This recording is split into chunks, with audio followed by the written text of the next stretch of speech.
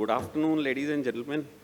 A post-lunch session is always difficult, but absence of so many key speakers today makes it all the more difficult. I represent NEUMAN ESSER. We are into compression for ages. It's a 200-year-old company, so I thought I must give a short introduction to NEUMAN ESSER for everybody's benefit. I don't know how many of you have heard of NEUMAN ESSER. Oh, something is wrong. Okay. We were established in 1830 in Germany by one Mr. Neumann and one Mr. Esser. Was bought over by Peter's family in 1891. And since then, the fourth generation of Peter's family, brother and sister, Stephanie and Alexander Peters, are the managing partners of this company.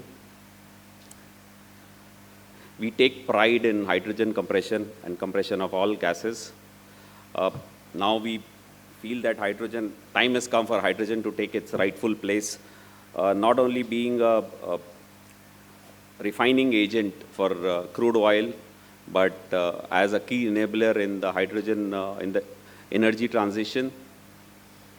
And we make recips, we make diaphragm compressors, we make electrolyzers, the PEM ones and the SMRs, and they are key to storage, distribution, transportation, power to X, mobility, industry.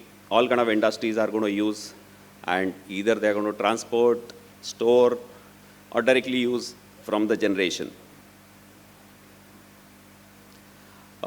All of you must have heard a lot about hydrogen and decoupling, sector coupling and decoupling. So now what we see is the whole sector, energy sector, is being coupled, and hydrogen is going to be the coupling agent. We see various forms of energy from generation, wind power. They are very unreliable, very volatile. Hydrogen as a key enabler in energy transition kills three birds with one stone. It normalizes the power generation. It stabilizes the grids, stabilizes the energy usage. It also, it's scalable. It can store, you can store energy. Unlike solar and wind, you cannot store them. Earlier, energy used to come from molecules. Now it is going to come from electrons. And today's all grids, electricity grids, are at its limit. So we need to invest in those grids also.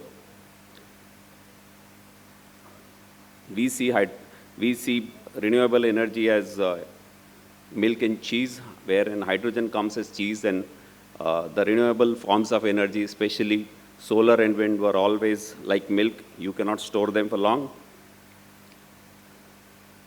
Yes, you can store them on battery, but is it easy? It's not. Battery storage is still not been, I would say, standardized. It's still under development. It's only for mobility, and that too short distances. This just gives you an idea how ammonia versus hydrogen, yes, it has lesser density. We need much more hydrogen to compare with natural gas. You use a lot of energy to liquefy hydrogen, wherein the density of hydrogen becomes pretty high, and the energy density of hydrogen is pretty high, but not easy to liquefy, and takes about 13 to 15% of the energy. So from primary energy sources, biomass, wind, and solar, and conventional surplus power from conventional plants, we convert that into hydrogen. Biomass, we can make reformers which use methanol and store them underground storages and in big tanks, use them for transportation again, like LNG. Hydrogen can also be transported. And in all these phases of hydrogen and usage, we need compression. We also need electrolyzers for the generation of hydrogen. You must have heard a lot about various colors of hydrogen. I need not dwell more on it now.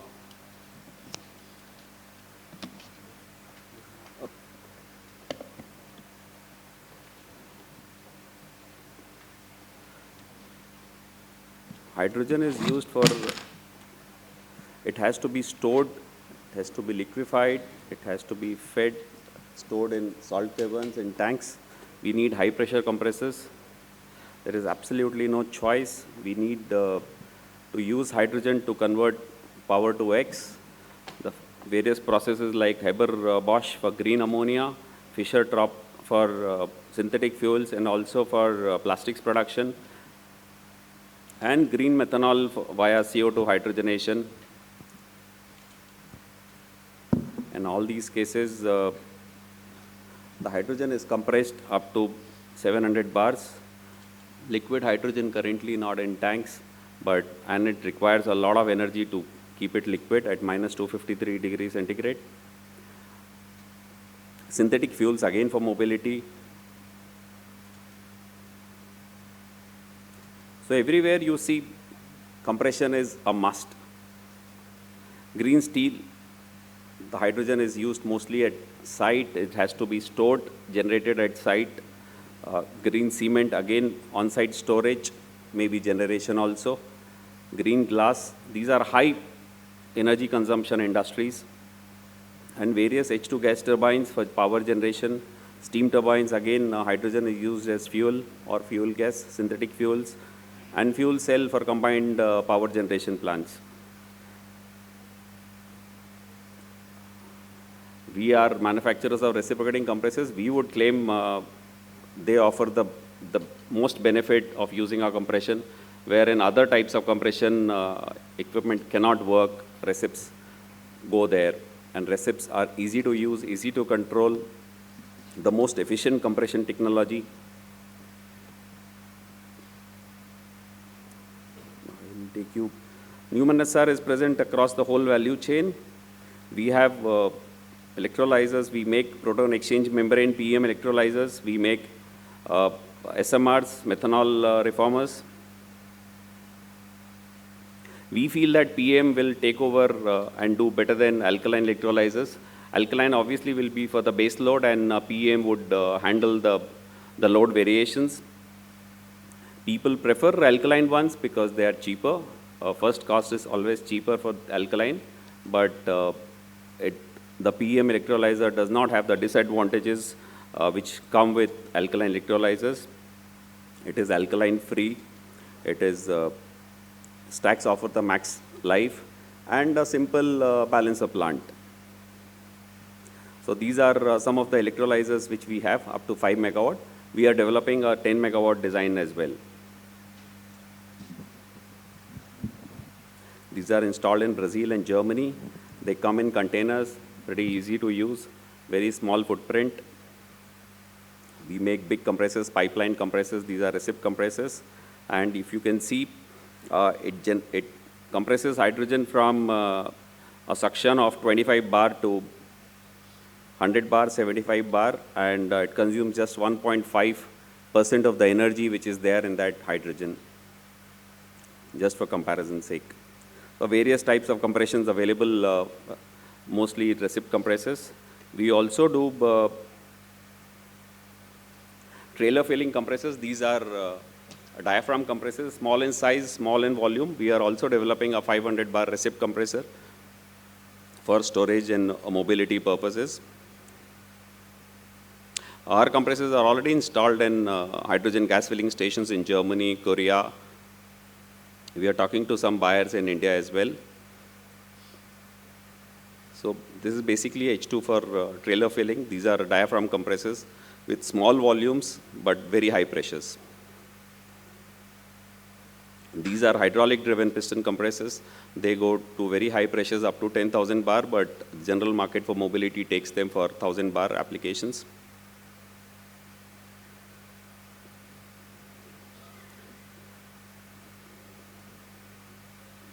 The hydrogen for mobility is used up to 700 bar in tanks. Synthetic fuels are also used, and fuels generated with SMR using methanol, green methanol. I'll take you, not bore you with this. I think we are done. So in short, NEUMAN ESSER is into compression and into generation of hydrogen through electrolyzers. We are also into, in Germany, especially Europe, we are into consulting for biomass. If you have any questions, I would be happy to answer them. So compressors I can talk about.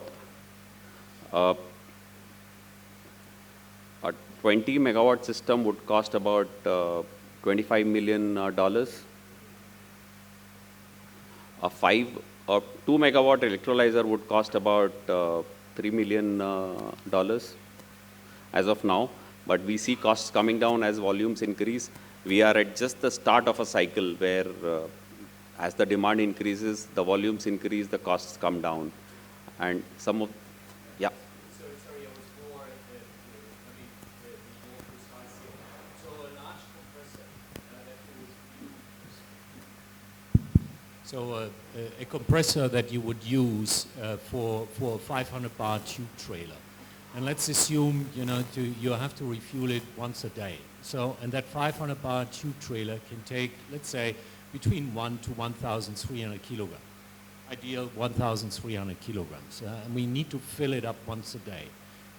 What type of system would we need, and what would be roughly the capex and the opex? Do you have an idea? Yeah. 100 kg per hour compressor, say 400 to 500 bar, would cost about $1.5 million at today's costs.